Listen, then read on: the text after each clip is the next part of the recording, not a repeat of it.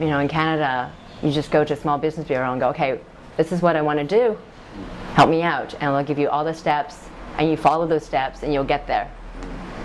You just can't do that here.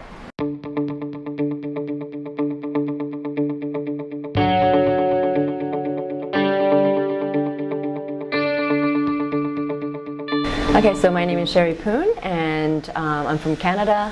I've been in Shanghai for 15 years. My background was actually in architecture, so came to Shanghai as an architect. And then when we started having children, I started designing baby clothes for WOBABYBASICS, my own brand of organic children's clothes. And now I also am the founder and one of the organizers of the Design Fair, which is a community event for anything that's sustainable. Trying to, I don't know, I'm so like dead on the Design Fair, so I'm like, oh. So Design Fair is a sustainable event to try to promote sustainable lifestyle and innovation. For me, it really was the children. I had one child and I was pregnant with the second one. And architecture and design is very time intensive. I was still working part-time when I was pregnant, and that was 8 hours a day. And I thought, this is crazy, because you know, my own desire was to actually be able to spend time with my kids and to be able to see them grow up. And you know, that early days is so important to sort of make them into better people and to sort of create the little people that they are. And so I wanted to be part of that. But at the same time, my personality is that I do need something to do. I need a goal. I need to work. And so entrepreneurship was or starting my own business was the best way.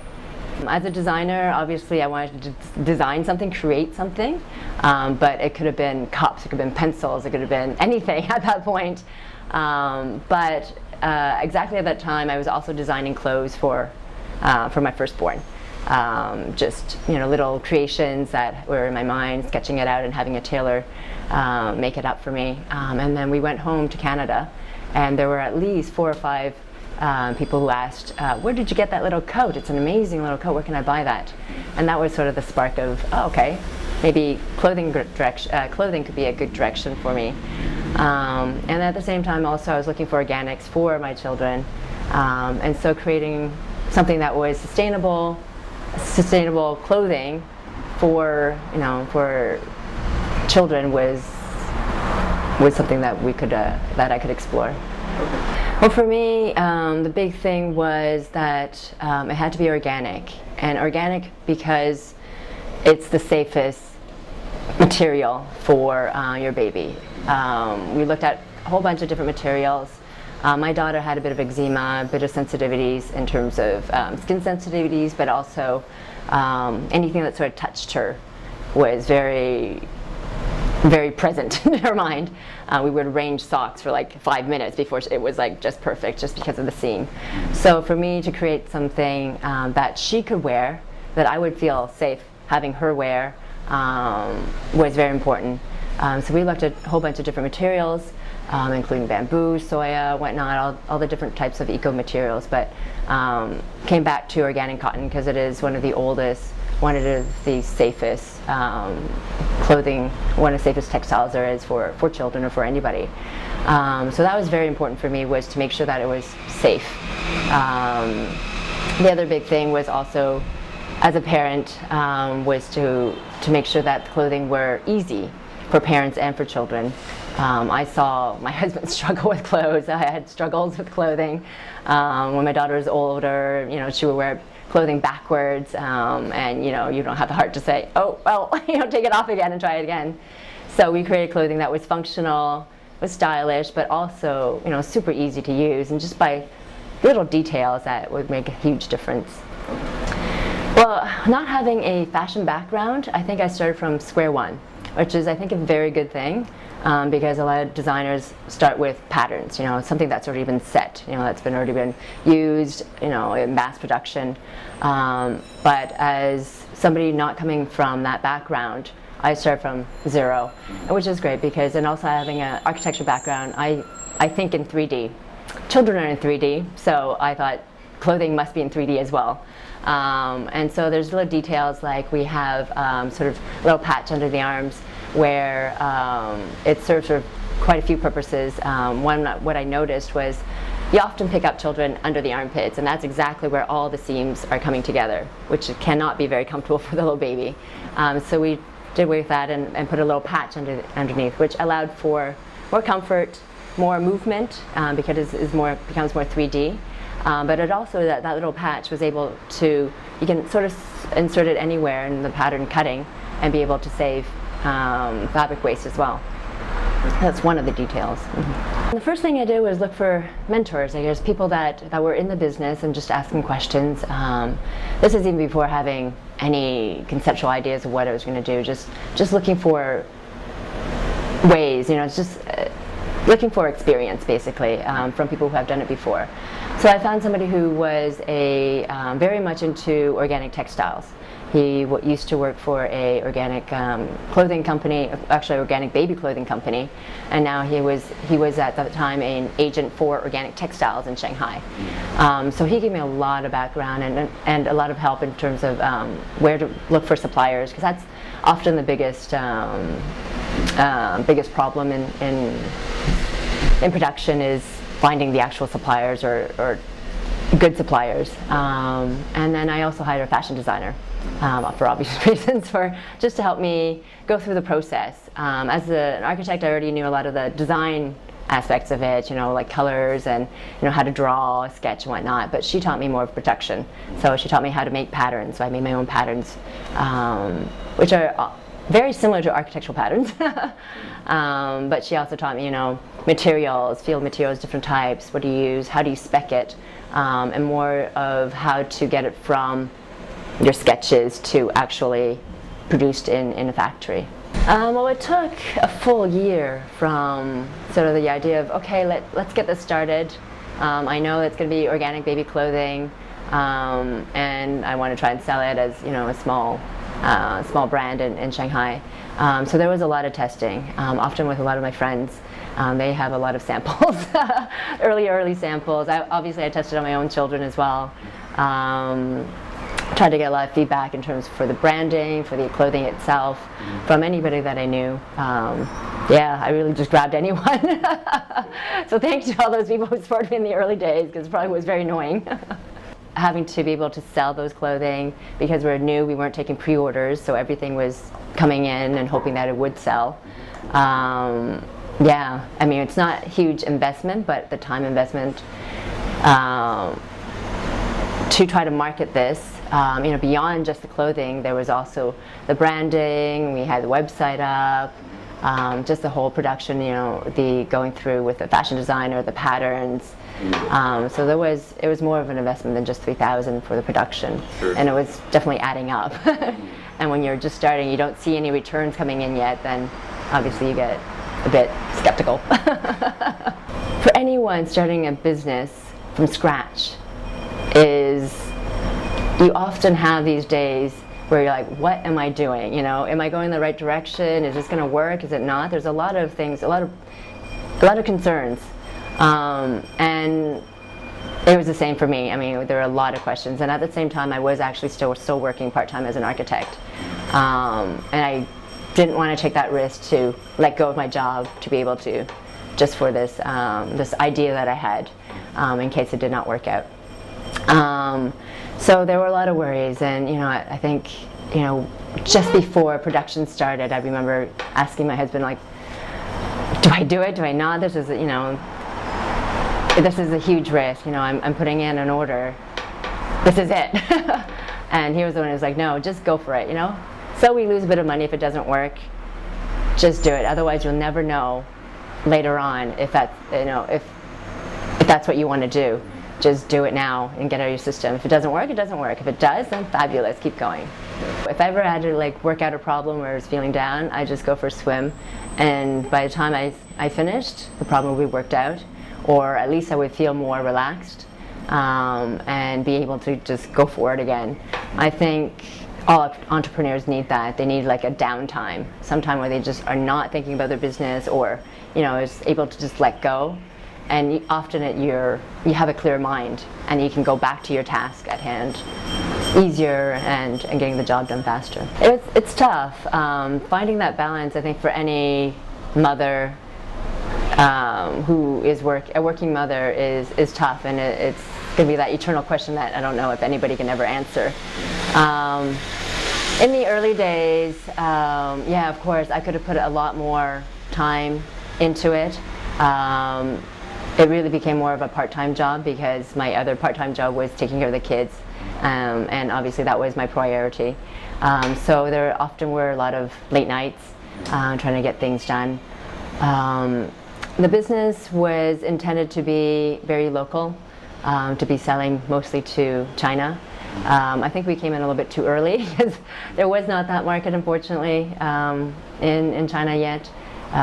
We were selling a lot to foreigners in the early days, but obviously that is not Shanghai. We needed to reach out to more of the locals, which that market was not there. So after a few years of trying to do markets, small-town markets, and still, balance between life and home and life and work, I decided to actually do more of a upscale it, take it to trade shows, and try to sell it outside of China. At that time, I was not working anymore at an architecture firm, so this was like the business. So it became, bread and butter. It was more than just a hobby. So it was a decision for the family. Like, okay, let's give it a try to take it one step up. And that meant also that I was not able to spend as much time with the kids. That the eye would have to take over a lot of the work, and it was just one of those decisions that we had to make. Going back a few years afterwards, or going now, I've switched back. That we've done the trade shows, we've done the markets. We've seen the business grown over the past 8 years. I'm a different type of entrepreneur now. I know where my priority is now. I'm not as conscious or self-conscious or feel guilty to let go of the company a little bit more for my priorities. I've seen where the business has been able to go to, and I'm very satisfied with it. And so with our third child, I was able to go, okay, let's just not grow the company. Let's actually let it go a little bit, let the sales go a little bit, and lower it down. Try to still maintain the quality of the clothing and the designs and the branding as we've always had, but lower production, so that I can be able to actually spend more time with the kids again. And that was, again, another conscious decision of my own. When we downsized, we had to let go of some staff. We had to move offices. There were a lot of decisions that we had to make for the business, and also, I had to take a lower salary. Obviously, with not a lot more sales, all expenses had to be very, very tight. And that was something that I was willing to do just so that I could have more quality time at home. Yeah. This is an ongoing discussion between Rick and myself. Yeah, I'll let you know in about half a year. Yeah, no, it's something that is, as an entrepreneur, I think it's great to have that availability to be flexible with time, but also with the business direction, that you can slow down, you can speed it up. And at this moment, we are just trying to maintain the branding of Wobaby Basics and the quality of it. And I think for at least the next couple years, it will maintain at that small scale. And then if we need to, it will still be there ready to ramp up again.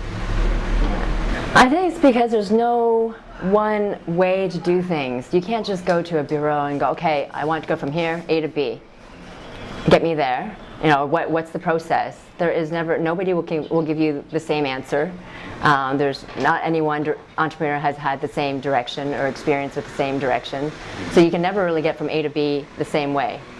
You always have to find your own way. It'll be like A, B, C, D, and then eventually you'll get to that spot. And it's always that learning process. It's always that discovery, I think, that is very tough. In Canada, you just go to a small business bureau and go, okay, this is what I want to do. Help me out. And they'll give you all the steps, and you follow those steps, and you'll get there. You just can't do that here. Every single person has to discover their own way to get to where they want to go to. And that's really tough. And obviously language is another one, language and culture.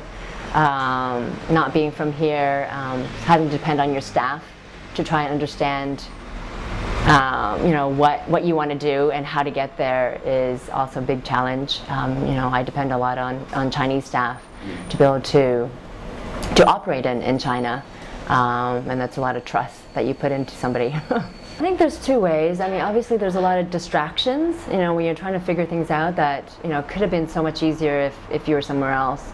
And these distractions, obviously when you're like your time limit on working hours is so limited that yes, it would have been much easier if it was in Canada and I would have been able to go from A to B a lot faster.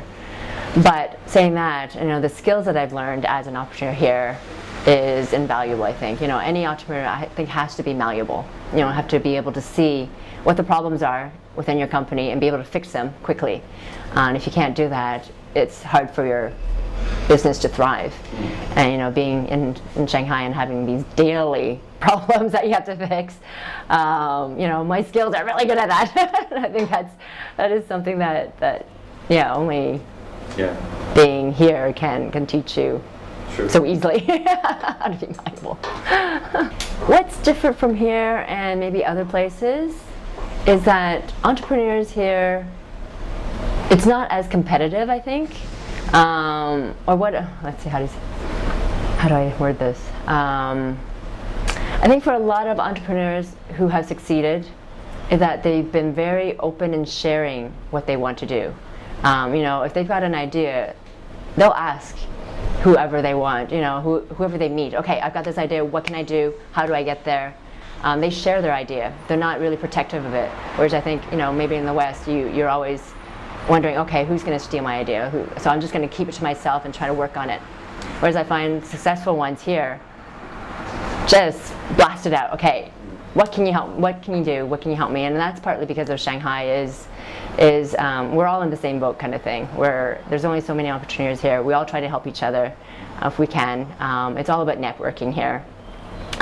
Who do you know? How can that person help me? So I often see that successful entrepreneurs here are very good at networking and be able to share their ideas and be able to get it out. And I think the results do come in. I think the family still keeps me going. In terms of design inspiration, it's definitely them. I watch them every day and seeing how they wear their clothes, abuse their clothes. That's definitely the design inspiration. In terms of getting the business going, it'll have to be the clients. I intentionally do a lot of markets, not a lot of markets, but I do markets within the community here. Even though sometimes I know I may not get that sales coming in, but I will get the feedback from the clients. And overall, it's always good to meet the clients, just get feedback, but also just for your own sort of insanity to hear these great comments about your products. Always gives me that energy to keep going. I mean, the Chinese market and the foreign market are very different here in terms that we've even had to sort of change branding, and what we write in Chinese and what we write in English is a little bit different. For the Chinese, obviously, it's more about health, especially for organic products. They don't care that it's going to help save the world, but they do care that it is better for their own children. And I think that's a very valid concern to have. It's just a different kind of concern than foreigners might have. So when they do come to see the products or to feel the products, they do want to know, first of all, where is the cotton from? If it's Chinese cotton, or if it's imported cotton. And ours is actually imported. When we originally started, I actually wanted everything to be sourced and supplied and produced in China. At that time, it was very hard to find good quality organic cotton in China, so it isn't being imported. And luckily, that is something that the Chinese are looking for. So it does help the brand. So they want to know if it's a local product as well, if it's made in China or not. They're very concerned about quality. They're very concerned about also if I actually have a store here somewhere, because I think that makes it more of a valid business instead of just a hobby, just going to markets and having a table. It's very important for them that it's a valid business, that they can trust that company and they can trust that product. I think they've had too many reports, too many news of, products that are food products or whatnot that are not safe, to be of concern about this. Mm-hmm. For our local clients, they'll ask a lot of questions, and if they're satisfied with the questions or with the product, sometimes they'll just buy one piece just to try it out. But I've often seen after that one piece and they love it, they'll come back and they'll buy 10, 20 more pieces. And they become very, very loyal clients, and price is not a concern for them. For foreigners, it's often the other way around. They'll love the products, they'll understand the brand, but they'll just be able to afford one piece or two pieces. And price is often a concern. I'm often asked, okay, can I get a discount? From people that I did not think I would need to answer that question to. The environmental part is always a second thought. Obviously, for products, they're looking at, first of all, do they like the product? Do they like the design? Then, is it affordable? Then, okay, if it's eco, then that's either a bonus or, let me just buy that because the one beside it is about the same price, but not eco. And so that sort of affects their decision. And I think that's for both foreigners and locals. The foreigners are often buying because it is a unique piece. We often have a lot of more Chinese-inspired designs that they like to take back home or they like to buy as gifts. So then it's something that is memories from Shanghai.